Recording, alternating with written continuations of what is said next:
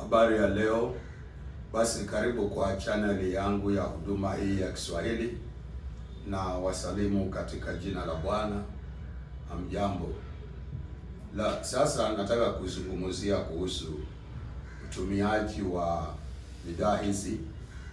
Kama bidhaa hizi watu wengi wanavitisha. Hizi bidhaa hizi watu wengi wanaitisha kama hii ni bidhaa ambao vinaenda Europe.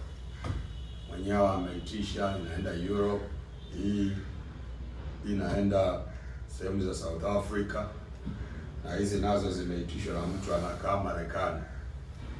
Alafu sasa unakuta hii pia inaitishwa na watu wenye wako Nairobi. Sasa kuna kitu nataka kuwaambia. Hizi bidhaa zote tunatengeneza kwa ustadi, tunatengeneza kwa uangalifu mno, na tunatengeneza kwa umakinifu, tukiunganisha viungo ambavyo bidhaa ambavyo vinatakikana, material ambayo inatakikana ili jambo fulani liweze kufanyika, kwa sababu tunalenga masuala ya kiroho, na ile ni jambo ambalo hakuna mwanadamu anaweza kulijua alieleweki, kwa sababu ni mambo ya rohoni. Ni Mungu tu anaweza kutusaidia tukaelewa, na vitu hivi tunavitumia kwa imani. Mtu anakuwa na imani ndani ya Mungu, na anaoga na sabuni na anawaga maji na anaamini kwamba ni msafi. Basi wengi mnaweza kuwa mnatumia lakini hampati majibu. Niliwaambia kesi tofauti tofauti zinachangia mambo kama hayo. Mtu anaweza kuwa ana laana za ukoo au laana fulani juu ya maisha yake, na anachukua hiyo laana, inamzuia kuendesha biashara. Hiyo laana inamzuia hata kuolewa au kuoa. Hiyo laana inafanya hawezi jenga nyumba ya maana katika maisha. Laana inafanya hawezi kana pesa. Alafu anakuja anachukua sabuni kama hii ya Oworo, anataka kuitumia ili mambo yale yaweze kufanyika. Sasa unakuta hilo jambo linakuwa ngumu, halifanyiki. Alafu anafikiria ni hiyo sabuni haina uwezo, ama hakuna kitu yenye hiyo mambo inafanya. Niliwaambia kuna matatizo katika maisha ya watu ambayo kabla haujatumia hizi bidhaa vinavyotumika hapa kama powder, sabuni, mafuta, maji na nini, unatakana kutumia huduma za kiroho. Kuna matatizo ambayo yanahitaji huduma ziweze kufanywa juu ya maisha yako. Zikishafanywa huduma, ndio sasa unaweza kutumia nini hizo bidhaa. Mimi naona kwa sababu ya watu kukosa hela, watu hawana, maana huduma ziko juu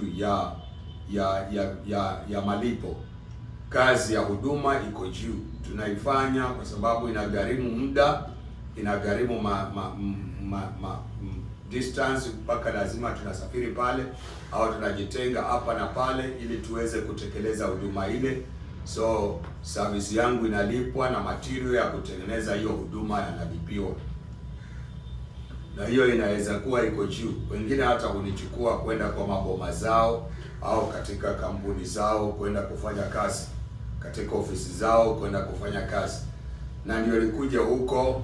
Mimi mwenyewe Mungu amenitoa kutembea na basi. Sasa ukinihitaji uwezi ukanirudisha niyo nikuje kwako nisukumane na watu na basi. Sawa, nimetoka huko, inabidi ulipie ndege ukuje pale, au ulipe gari yangu mafuta, na unajua kuendesha gari yangu utalipa masaa yangu, maana wewe ndio unanitaka. Unaona, sasa nikikuja huko kwako silalangi kwa nyumba ya mtu, inabidi nilale kwa hoteli. Nikilala kwa hoteli sikulangi chakula ya mtu, inabidi nikule chakula chenye nimepikwa hotelini. Wewe mwenye umeniita huwezi pika nikala, kwa sababu nitakula kama nimemaliza kazi. Lakini kabla sijamaliza kazi, umeniita kwa mfano kwa boma, siwezi nikaja kwa boma nikalala kwa hiyo boma nikingojea ati kesho nafanya kazi. Hapana, nalala kwa town iliyo karibu ili niweze kukamata hiyo boma vizuri na kukusaidia. Siwezi kunywa maji yako kabla sijamaliza kazi. Hizo ni rules za hiyo huduma, na iko more effective, inafanya kazi vizuri. Sasa wengine mnakimbilia tu kununua bidhaa peke yake. Mtu aliye na laana, sasa hii Aworo Soap hii ni ya kuvuta wateja, na laana ndio inazuia wateja wasije. Hasa itakusaidiaje kuvuta? Hii inafanya kazi kama mambo yote, kama laana, mikosi, madhabahu fulani zinazopigana katika maisha yako zimeharibiwa, ndio sasa unaweka hii, inarudisha. Mungu anakusaidia, mambo yako yanarudi sawa. Hii Favor Soap inafanya kazi hivyo hivyo, na Kingly Spiritual Super Soap pia ina kazi zake hivyo hivyo. Na mafuta haya ya kuvuta crowd, haya mafuta yanaunganishwa pamoja na hii sabuni. Unaoga na hii alafu unapaka hii. Hii ni vitu ambavyo unadina. So niliwaambia, iwapo wewe umefanya bidhaa vingi vya kiroho, umetumia vitu vingi vya material, na unaona kama haupati suluhisho, haupati majibu, haupati maendeleo katika vile ulivyotaka, jaribu kujikaza, uone vile utafanya huduma. Tunaweza kusafiri tukaja kwako, au ukasafiri ukaja, maana wengi pia husafiri wakaja hapa. Wengi husafiri kutoka hata nchi za nje wakaja hapa. Watu wanatoka Georgia, Texas, California, New York City, na Canada, Australia. Watu wanatoka huko wanakuja hapa. Tanzania, Uganda, Nigeria, Ghana, South Africa, watu wanakuja hapa. Hata watu wengi kutoka Nairobi wanakujanga hapa. Na sasa kama haiwezekani, wengine huwa wanalipa fare. Ndio maana nasafiri sana. Wengine hulipa hata fare, naenda kwao kwa makampuni yao, au naenda kwa ofisi yao kufanya kazi, kwa manyumba zao. Kwa sababu vitu vingine vinahitaji uwe on the ground, na vitu vingine vinahitaji uondoke. Uwezo ukafanyia kazi ya kiroho maeneo ambapo haujatayarisha. Sehemu yenye mimi nakaa kwa huduma, nimetayarisha huduma hizo, na nikija kwako itakuwa shida iko pale kwako, ndio tunaweza. Na wengine tunafanya na distance tu. Niko hapa natatua matatizo ya mtu Kameruni. Nyungu za wachawi zilizozikwa katika ardhi ya boma ya mtu Kameruni zinapasuka kule, zinatoka juu, zinapasuka. Dada yule wa France alinilipia hapa gharama nifanye hiyo kazi. Dadaka anayekaa kwa boma kule Kameruni akabishana, kasema wahubiri hapo wamekuja hapa physically wengi na wameshindwa kutatua hii jambo. Unasema mtu aliye mbali anaweza kufanya hii, na ilitendeka. Huyo ndio mama wa kwanza kutoa suggestion, akisema anataka kumobilize watu ili waweze kuweka mikono pamoja, watengeneze station ya TV yenye inaweza kunisaidia, kwa sababu anaona mambo haya yanahitaji watu wengi waweze kuyapata. Sasa hiyo mikakati inaendeshwa na mama moja ako wapi? France. TV station anataka hata watu wenye wameniambia hiyo mambo ni wengi sasa. Wanasema mtu wa Mungu anahitaji TV. Hivi tunafundisha iko na nini muhimu sana. Najua wengi mnanipinga na kurusha maneno kwa sababu hamjakaa mkanisikiza vizuri na kunifuata kwa makini, ukajua hapana, huyu jamaa anasema nini.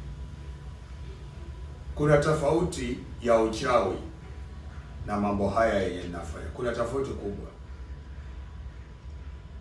Guardian angels hawezi kuhusika na mtu ambaye anahusika na uchawi. Wanahusika na mtu anaohusika na Mungu pekee. Sasa wewe mtu wa Mungu, Mungu akusaidie. Kama wewe umejaribu kwa hiyo vitu na ukaona haviendi, matokeo huyapati vile unatamani, wewe muamini Mungu, tufanye huduma. Tunaweza kuifanya kwa distance au tukaifanya ukija au nikakuja. Mimi nakuanga mobile. Kama Mungu akusaidia uwe na uwezo tu wa kulipia gharama. Sawa sawa jamani.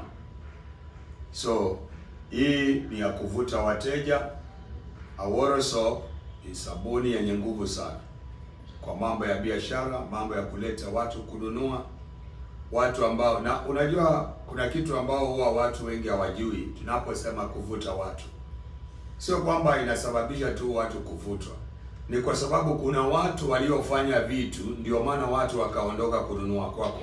Sasa hiyo vitu unapotumia inabomolewa, inaharibiwa, alafu wale watu wenye wanafaa kuja kwako wanakuona, wanakuja. Kuna wahubiri wengi, watu wanapita kanisani mwaka wajui kama kanisa iko hapo, kitu kimekaa hapo. Na utakapoomba maombi serious na kutumia sabuni kama hili, unaomba unatumia, utaona watu potential, watu wa maana, watu wanaomaanisha, watu ambao wako tayari kubeba mzigo na wewe na hiyo maono na wewe wakitokea. Utaona watu wanapaki magari yao hapo, watu wanyenyekevu, wakiinua mikono kwa kanisa yako, wakisema hata muda mrefu mimi navukanga tu naenda mbali, na kumbe kuna kanisa hapa. Kuna mtu ambaye amefanya kitu ndio ukazuiliwa. Unafaa uelewe. So unaomba Mungu, unaweza kufunga na kuomba na kutumia hizi. Unaomba na kufunga na kutumia hizi. Utaona anga inafunguliwa kabisa. Uko Nairobi, mahali more than 15 milioni watu wanakaa, lakini kanisa yako watu 20 kwa muda wa miaka 5, muda wa miaka 10. Kuna shida kubwa mahali, na usiendelea ikoto mtu asikudanganye, mtu wa Mungu si lazima watu hao wengi, endelea tu. Watu wakikosa kuwa wengi kwa huduma unayoifanya, watu huduma iendi, inakuwa na mzigo. Inakuwa na mzigo. Huduma ni pesa, huduma ni gharama, huduma ni maombi, ni pesa inahitajika. Maombi, watu wanapoomba, pesa inahitajika ili kazi ifanyike. Na watu wanapoongezeka, ndipo unaweza kupata contribution ya watu kuchangia hiyo kazi, inakuwa rahisi. Unaona, mtu wa Mungu, kila mmoja ajue kwamba watu wanafanya hiyo. Wahubiri wengi waliofaulu wana watu wengi, hawezi kuambia siri zao. Mtu anakuambia, mkikusana wao watakuambia mambo ya kufunga na kuomba na mambo ya kutembea, siji kufunga na kuomba siku 60, niliomba siku 60, niliomba siku 40, nilifunga siku 100. Hiyo ndio watakuambia, lakini hawakuambii siri, wanaficha.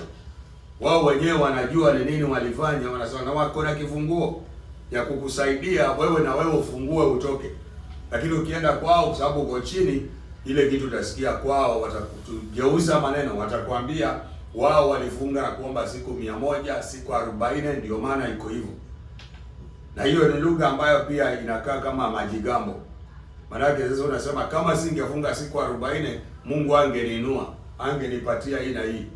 So inabidi kuna vitu ambao unatakana kulipa Mungu ndio Mungu akulipe. Wengine wanasema nilitoa milioni 2 kama sacrifice ndio nikapata kitu fulani.